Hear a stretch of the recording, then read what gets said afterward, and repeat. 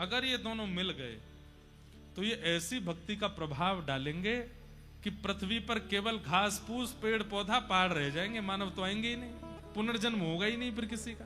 तो पृथ्वी रूपी फुलवाड़ी का क्या होगा? इसलिए ठाकुर जी को कई लोग मुझसे इंटरव्यू में पूछ लेते हैं, महाराज जी आपको नहीं लगता युवाओं को संभलने? मैंने कि जितने संभल लें ठीक है, जितने नहीं संभल ले कचू पृथ्वी के लिए तो छोड़ो, आन दो बार बार।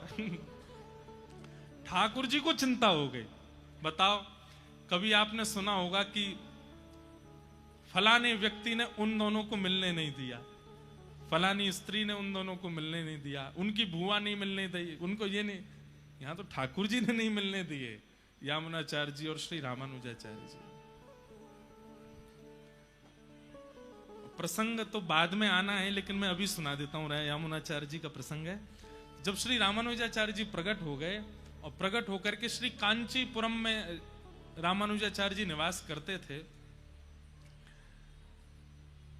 तो यामुनाचार्य जी के मन में आया कि अब मैं वयोवृद्ध हो गया हूं, अब जाने से पहले इस श्री परंपरा को किसको सौंप के जाऊं जो इस परंपरा को आगे तक लेकर के जाए।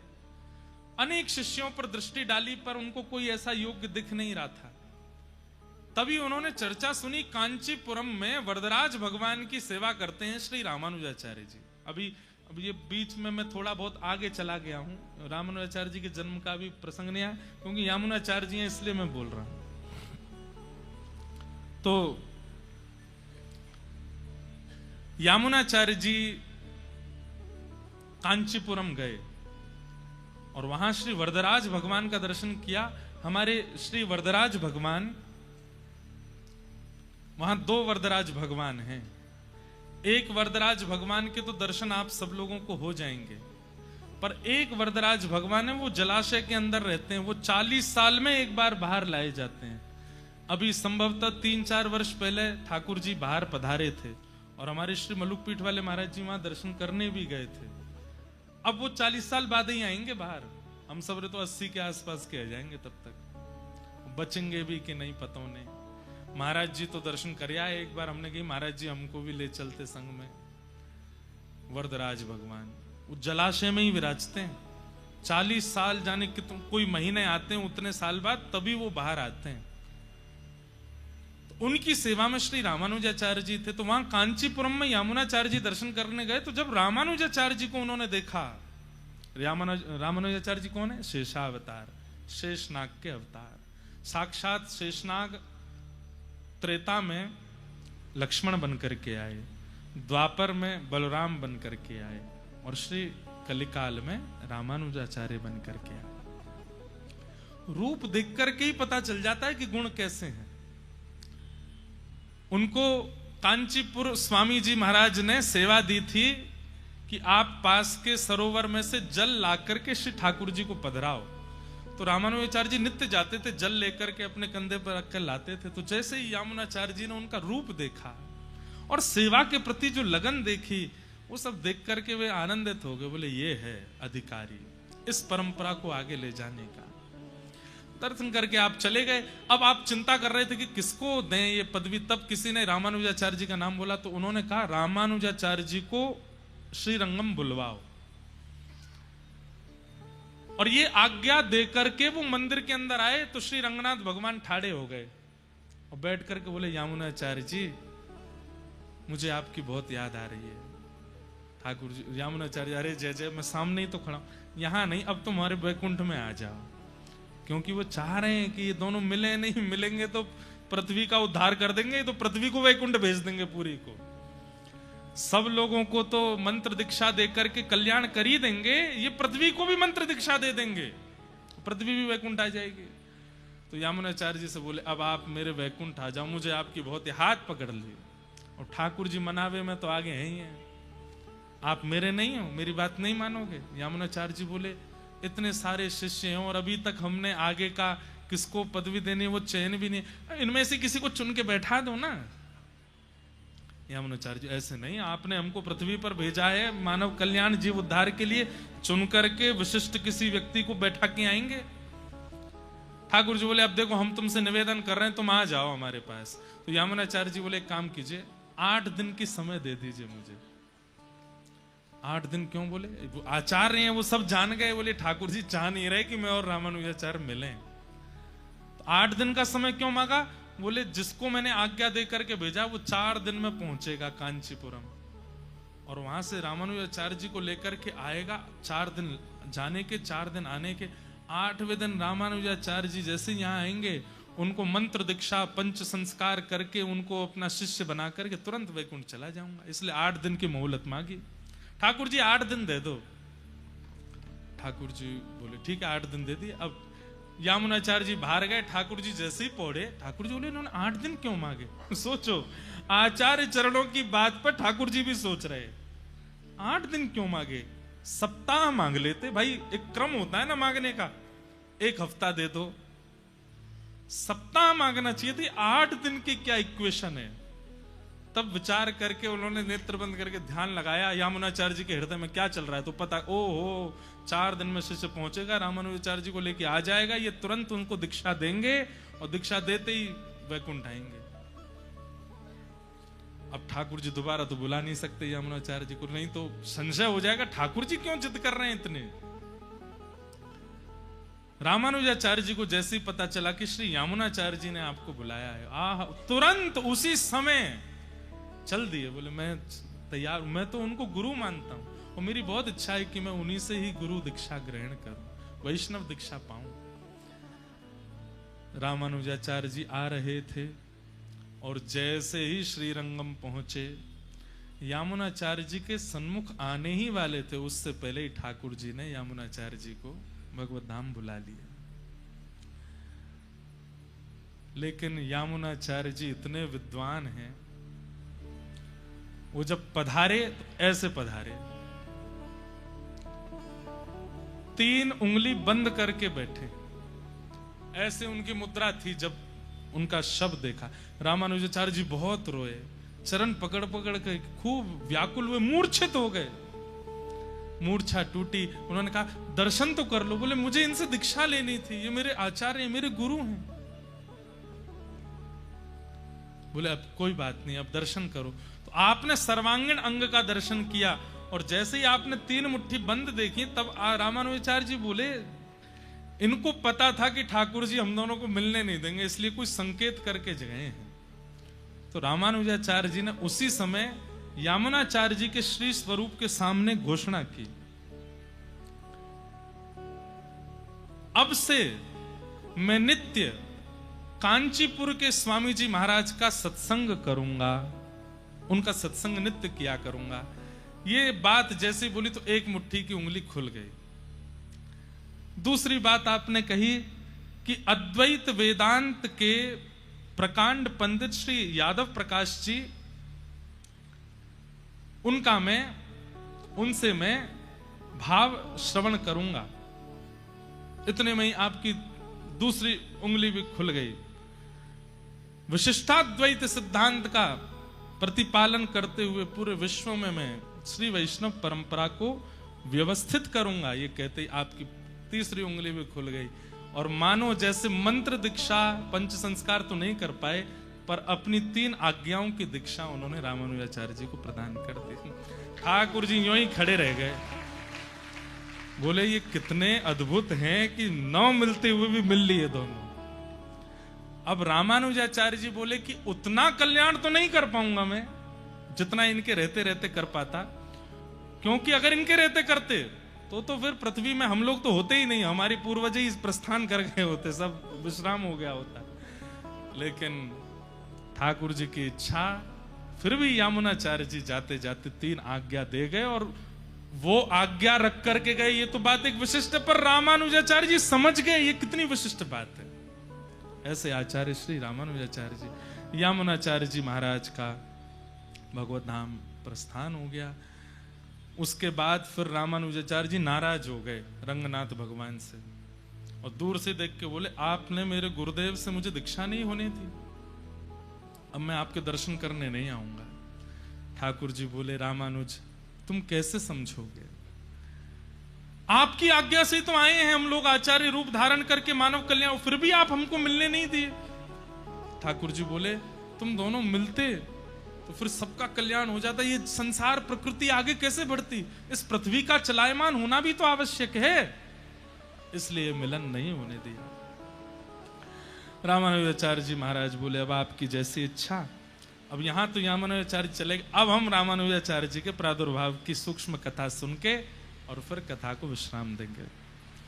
आज से लगभग 1000 वर्ष पूर्व, और कुछ वर्ष और बढ़ गए होंगे, दक्षिण भारत में महाभूतपुरी नाम का एक स्थान है, जहां जो मद्रास से थोड़ी ही दूरी पर है, 3 कोस की दूरी पर बताते हैं। महाभूतपुरी में पिता श्री केशवाचार्य जी और उनकी पत्नी कांतिमती जी, इन दोनों के चित्त में एक श्रेष्ठ भक्त वैष्णव बालक की याचना थी, और इसी कारण से आपने यज्ञ पुरुष भगवान की आराधना की। देखो आज कैसी योग बनी है, हमने सटकोप स्वामी जी के प्रादुर्भाव की कथा कही, सोई वर्षा हुई, और रामानुजाचार्य जी के प्रादुर्भाव की कथा कहती पुनः वर्षा हो रही। आज निश्चित ही पहली बार ही कह रहे हैं हम, और देखो वर्षा ऐसी हरी जगह जगह तो भीतर ही आ रही है। नहा लियो भैया बधाई हो, आचार्य चरण के प्रादुर्भाव की आप सबको बधाई हो। तो केशवाचार्य जी आपके पिता हैं, और माताजी श्री कांतिमती जी यज्ञ पुरुष भगवान की आराधना की और याचना की कि हे नारायण भगवान, हमें पुत्र चाहिए, पर कैसा पुत्र चाहिए, जो आपका परम भागवत हो, परम भक्त हो, आपकी भक्ति का प्रचार प्रसार करे, ऐसे भक्त की हमको याचना है। और इस कामना से रात्रि में स्वप्न में भगवान ने आज्ञा की। कैसे आए स्वप्न में भगवान? शेषनाग पर पौड़े थे, शेषनाग भगवान पीछे। भगवान ने आज्ञा की आप निश्चिंत रहें, साक्षात हमारे शेषनाग ही आपके यहाँ पुत्र बन करके आ रहे हैं, और ये ऐसे आचार्य के रूप में आएंगे जिनके प्रादुर्भाव होते ही पूरी पृथ्वी पर भक्ति नृत्य करने लगेगी, भक्ति का आनंद संवर्धन होने लगेगा। और कहां तक कहें, जो संप्रदाय अभी तक श्री संप्रदाय कहलाई गई है, उस संप्रदाय का नाम हो जाएगा रामानुज संप्रदाय इनके आने के बाद। आप तो केवल प्रतीक्षा कीजिए, और तभी श्री कांतिमती माता जी गर्भवती हुई, और समय अनुकूल होते ही आपके गर्भ से शेषावतार भाष्यकार स्वामी श्री रामानुज स्वामी जी महाराज का प्रादुर्भाव हुआ है। बोलो रामानुज स्वामी जी महाराज की। जन्म हुआ, प्राकट्य हुआ। अब हम कोई एक बधाई लिख रहे थे आचार्य चरण के लिए, बधाई तो हमने आचार्य चरण के लिखी, फिर यामुनाचार्य जी के लिए पद भी लिखना था, पर अब भैया 24 घंटा कम पड़ते हैं हमारे दिन में, हमको बहुत समय चाहिए सब कुछ करने, तो लिख नहीं पाए। लेकिन ठाकुर जी की बधाई भी अगर गा दी जाए तो आचार्य चरण की बधाई पूर्ण होती है। हो जुग जुग जीवेरी हो योधा मैया तेरो ललना, जुग जुग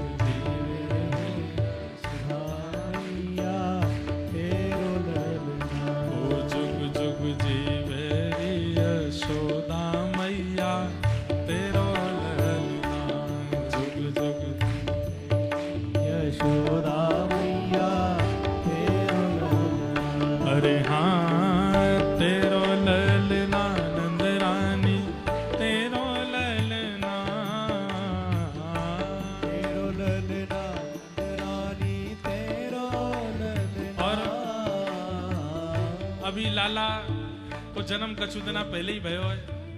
छठी कब की है?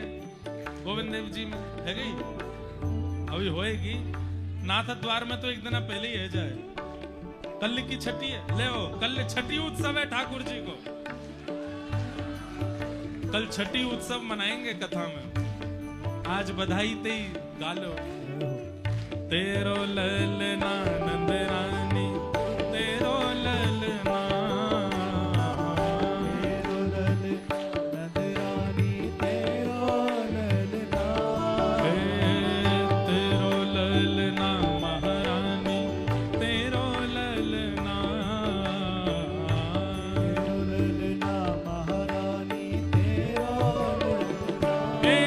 जुग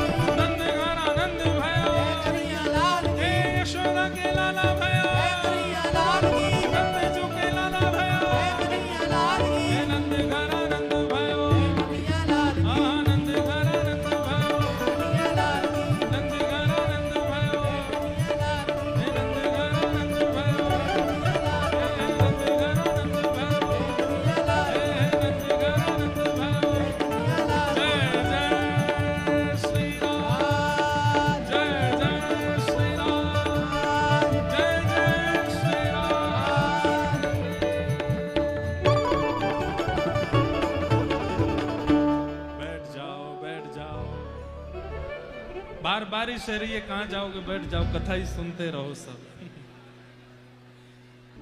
और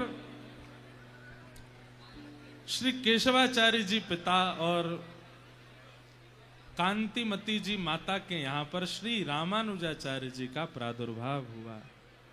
बोलो भाष्यकार स्वामी श्री रामानुज जी महाराज की जय। शेषावतार श्री रामानुजाचार्य जी का प्रादुर्भाव हुआ। बैठ जाओ, बस 5 मिनट और कर रहे हैं कथा हम। बस आप लोगों की तो इच्छा होगी 1-8 घंटा करें, लेकिन हम थोड़ी देर और सुना रहे हैं, बैठ जाओ। अच्छा, एक बात बहुत गंभीर हमारी सुनिए।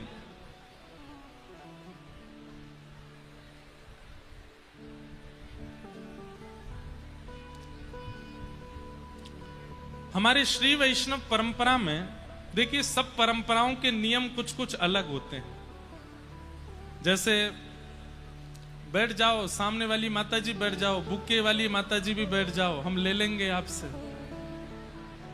बैठ जाओ, बैठ जाओ।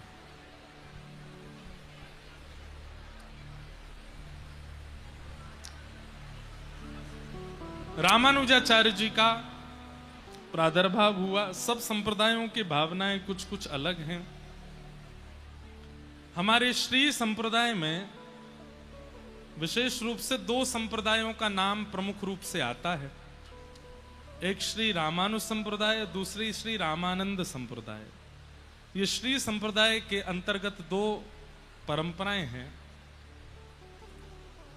कई भावनाएं हमारी दोनों संप्रदायों में मिलती भी हैं। रामानंद और रामानुज संप्रदाय में कई भावना मिल, तिलक भी कभी कभी एक सा लगता है और सिद्धांत भी एक ही है, कई भाव एक से, पर कई परंपराओं के नियम कुछ अलग हैं।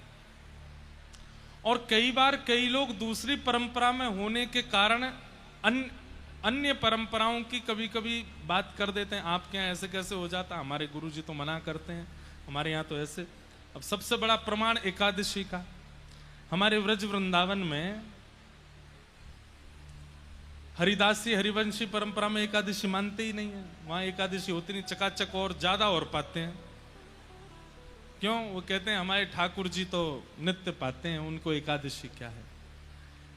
हरिदास परंपरा में तो ग्रहण भी नहीं मानते, वहां तो ग्रहण का भी कोई विधान नहीं है। वहां पर उसके लिए भी भावना बड़ी शुद्ध रखते हैं, तो उनको दोष लगेगा भी नहीं, क्योंकि उनकी परंपरा ऐसी है। ऐसी एक विषय हमारे सन्मुख आया, तो जितने श्री वैष्णव हैं उन लोगों के लिए इस बात को हम बस कह रहे हैं, किसी अन्य परंपरा के खंडन के भाव से बिल्कुल नहीं कह रहे हैं। एक भाव ऐसे आया कि महाराज जी, दीक्षा का भी एक नियम होता है कि वो मुहूर्त, कल्प और समय देख करके लेनी चाहिए, पर हमारे श्री वैष्णव परंपरा में ऐसा नियम नहीं है। क्यों नहीं है, उसकी बात सुनो। रामानुजाचार्य जी महाराज कहते हैं, संसारी जितनी भी क्रियाएं हैं उनको करने से आपको लाभ मिलेगा, उसके लिए आपको मुहूर्त देखना चाहिए। जैसे गृह प्रवेश करना है, उसके लिए मुहूर्त देखिए। मुहूर्त देख करके, नक्षत्र देख करके, ब्राह्मणों से पूछ के, संतों से पूछ के तब जाओ। क्यों भाई, जीवन भर उस घर में रहना है, सुख दुख सब उस घर से ही मिलने वाले हैं, तो उसका मुहूर्त देख के जाओ। विवाह करना है, मुहूर्त देख करके करो। कुछ नया काम शुरू करना है, मुहूर्त देख करके करो। आदि आदि ये सब मुहूर्त की बातें हैं। पर रामानुजाचार्य जी कहते हैं, ठाकुर जी की शरणागति के लिए मुहूर्त। आप मुहूर्त देखने बैठे, मुहूर्त कब का निकला?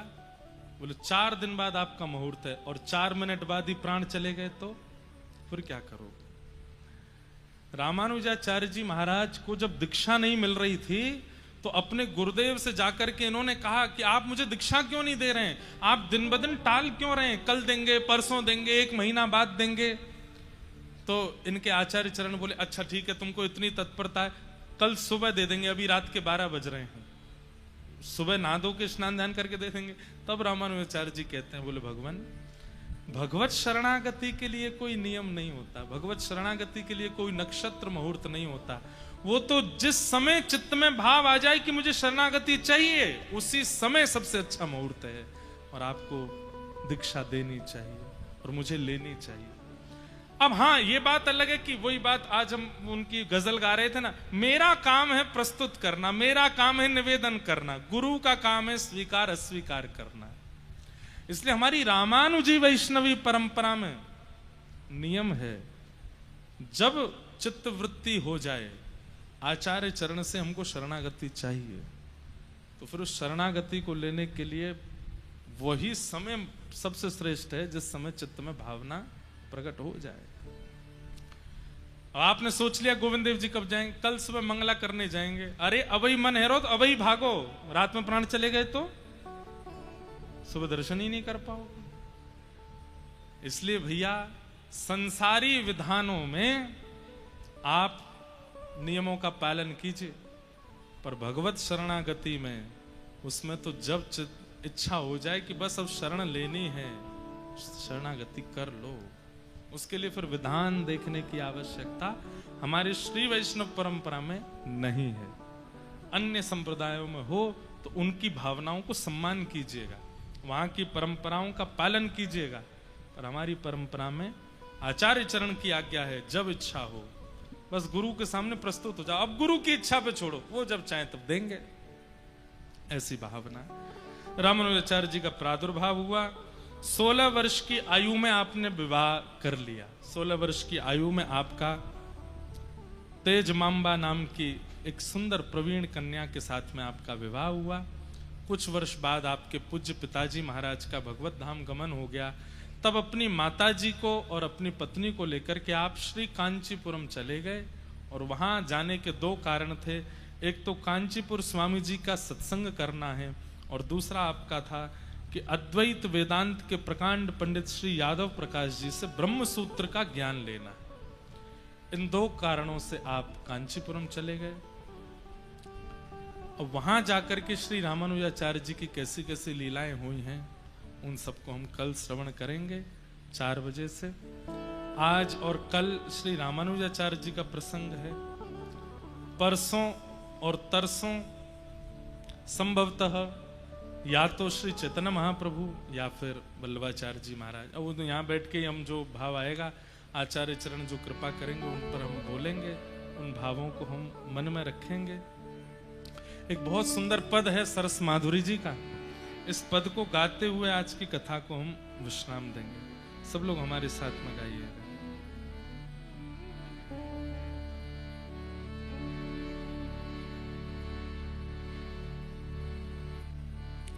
वृंदावन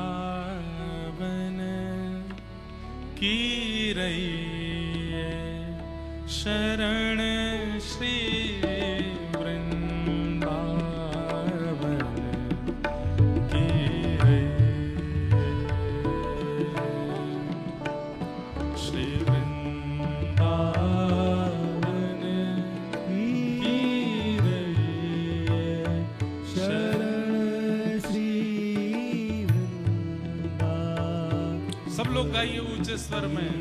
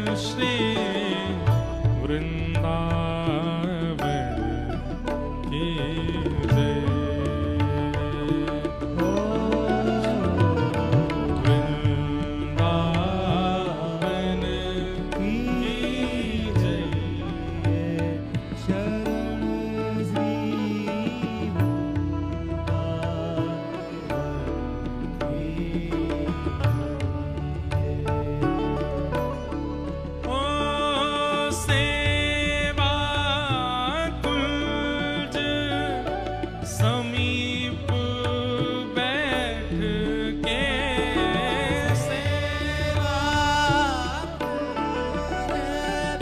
समीप बैठ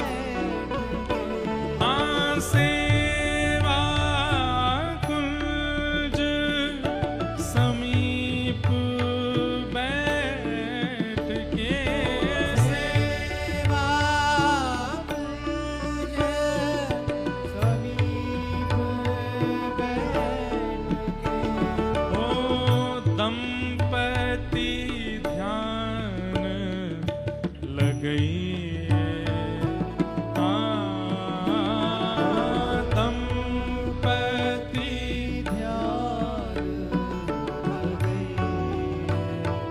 श्री सेवा कुंज के समीप जाकर के युगल बिहारिणी जी का ध्यान लगाओ, दोनों दंपति का ध्यान लगाओ, ऐसे श्री वृंदावन की शरण ग्रहण करो।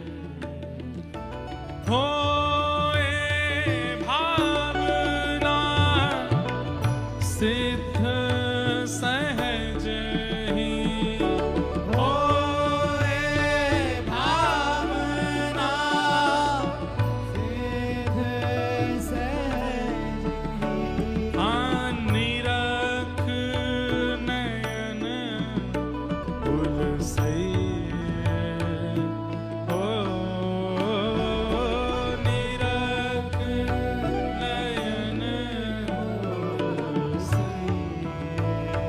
शरण श्री वृंदावन की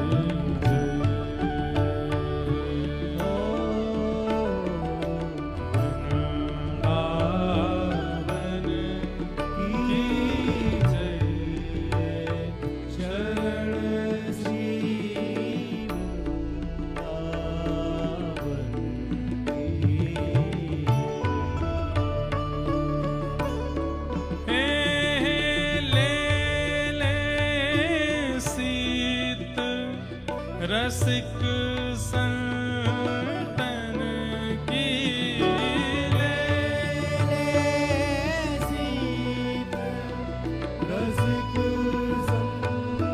मतलब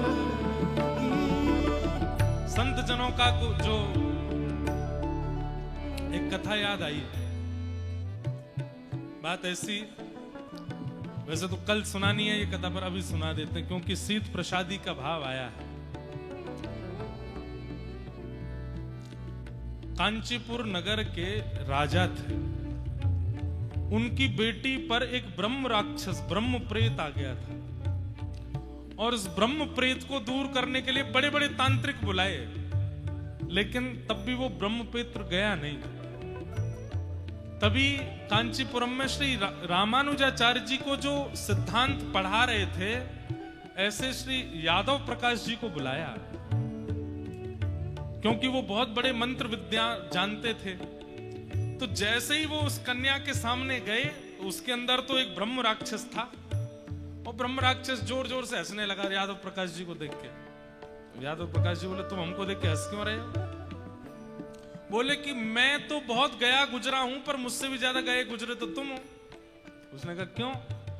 बोले कि मैंने अपने जीवन में बहुत पाप किए, तब जाकर के मैं ब्राह्मण होते हुए मंत्र गलत बोलता था, इसलिए ब्रह्म राक्षस बन गया। मैं ब्राह्मण था, वैदिक ब्राह्मण था, मंत्रों का उच्चारण शुद्ध नहीं करता था। मुझे 2-3 बार टोका भी गया कि मंत्र शुद्ध बोलो, लेकिन फिर भी मैं अशुद्ध ही बोलता था, कुछ नहीं होगा इससे, और उसी के कारण मुझे ब्रह्म राक्षस बनना पड़ा। तुम कौन हो पता है पूर्व जन्म के? वो कन्या ही बोल रही है, उसके अंदर से ब्रह्म राक्षस बोल रहा है। तो यादव प्रकाश बोले कौन हूं? बोले तुम पूर्व जन्म में एक विष खापर थे। कौन? एक वो क्या बोलते हैं उसको, मॉनिटर लिजार्ड, बहुत बड़ी छिपकली होती है ना, उसको विष खोपड़ा बोलते हैं। छिपकली का नाम आ गया, वो भी बड़ी वाली। तो वो ब्रह्म राक्षस बोला, तुम तो पूर्व जन्म के एक विष खापर हो, लेकिन तुम इस जन्म में आकर के एक ब्राह्मण कुल में जन्म लेकर के बच्चों को पढ़ाने वाले क्यों बन गए पता है? बोले बताओ। बोले क्योंकि एक रसिक संत एक वृक्ष के नीचे बैठ के प्रसाद पा रहे थे, और प्रसाद पाने के बाद अपनी पत्तल उन्होंने जहां फेंकी, तुमने आकर के उस पत्तल को चाट लिया था, इसी के कारण तुम इस जन्म में एक वैदिक ब्राह्मण बन के आए हो। बोले लेकिन तुम्हारे मंत्रों से मैं मुक्त नहीं हो पाऊंगा। क्यों? तुम ब्राह्मण बने, तुम वेदज्ञ बने, ठाकुर जी ने इतनी कृपा तुम पर करी, लेकिन फिर भी तुम अपने ही शिष्य रामानुजाचार्य जी से जलते हो। ये सुनकर के यादव प्रकाश जी इधर उधर देखने लगे, बोले ये मेरे मन की बात जानता है। अपने ही शिष्य से उनको पीड़ा होती थी, क्यों होती थी वो कल बताएंगे।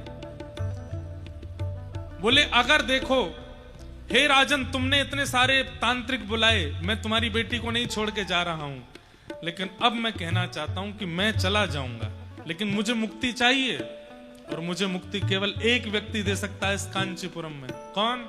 बोले इनका शिष्य रामानुजाचार्य, उनको बुलाओ, उनके चरण धो, और चरण धो करके अपनी पुत्री को पिला करके उसका छींटा इसके सिर पर डालना, मैं मुक्त होकर के चला जाऊं।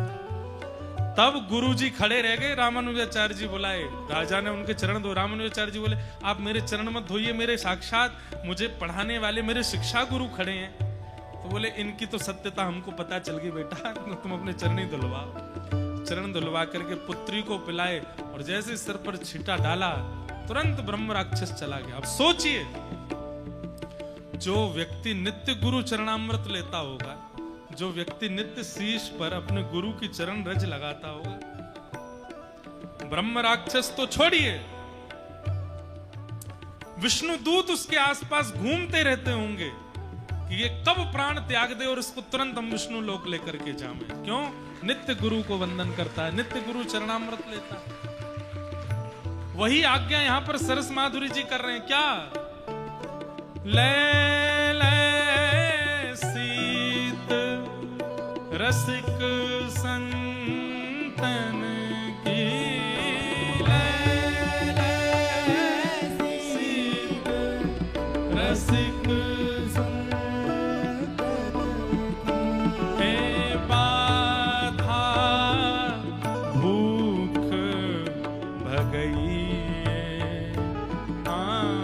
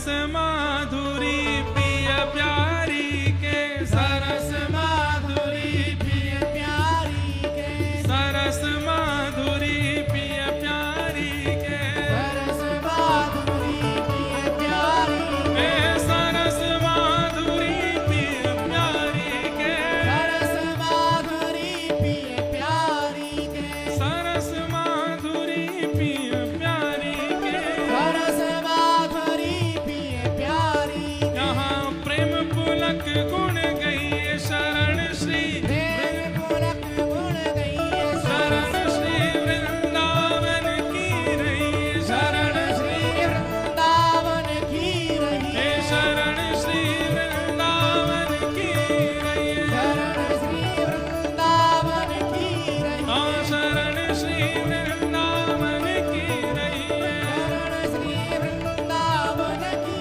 रही, हे शरण श्री ब्रज मंडल की रही, शरण श्री ब्रजमंडल की जय, शरण श्री गोवर्धन की जय, शरण श्री गोवर्धन की जय, शरण श्री वृंदावन की जय, शरण श्री वृंदावन की जय, शरण श्री वृंदावन की जय, शरण श्री वृंदावन की जय, शरण श्री बरसाना की रही, शरण श्री बरसाना की रही, शरण श्री गोकुल जी की रही, शरण श्री शरण श्री वृंदावन की रही, शरण श्री वृंदावन की रही, शरण श्री वृंदावन की रही, शरण श्री वृंदावन की रही, जय जय श्री राधे जय जय श्री राधे जय श्री राधे।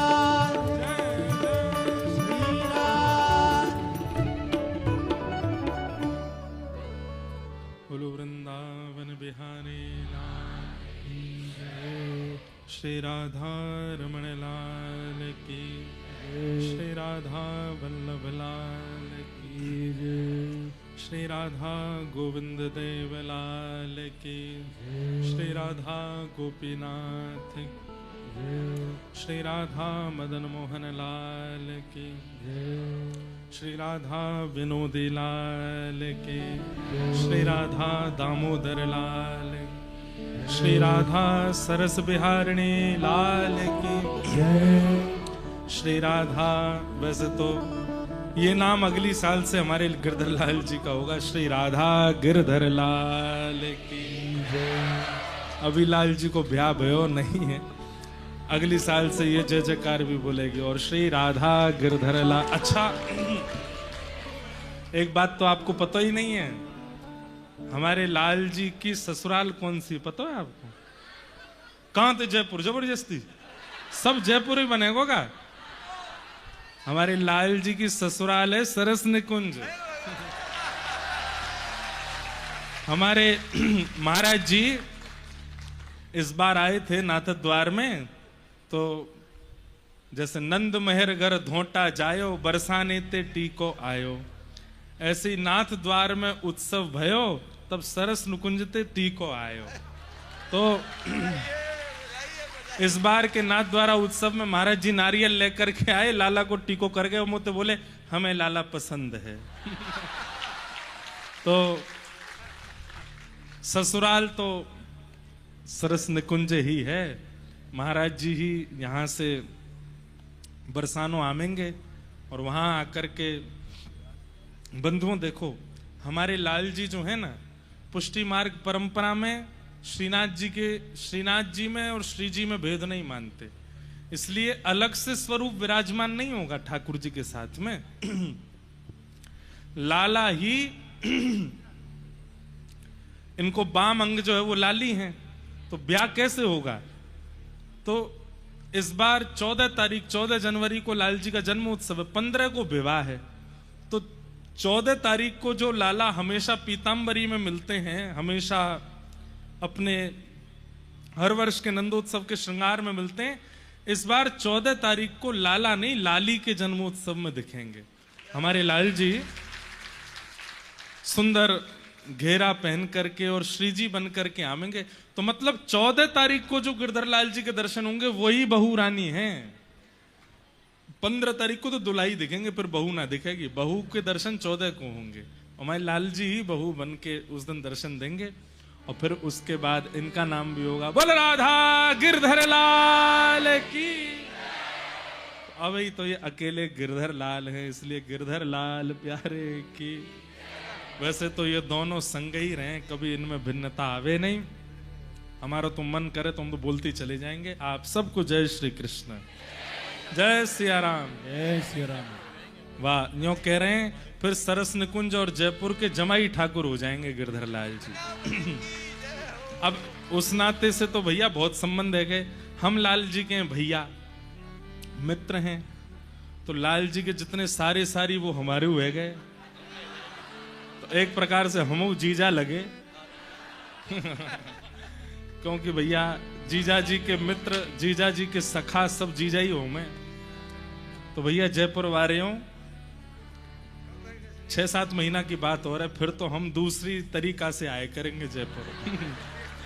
आप सब लोग वाह, अब ही तो मत बोले। हाँ नहीं, सरस निकुंज ने पिछली साल हमको भक्तमाली बना दिया, इस साल हमको जीजा जी बना देंगे। तो आप सब लोगों को बारंबार प्रणाम। कल पुनः मिलेंगे। आप लोग 3 बजे से अपना स्थान ग्रहण करें। सबको जय श्री कृष्ण, जय श्री कृष्ण, जय सिया राम, जय सिया राम, जय श्रीमन नारायण। जय श्री राम।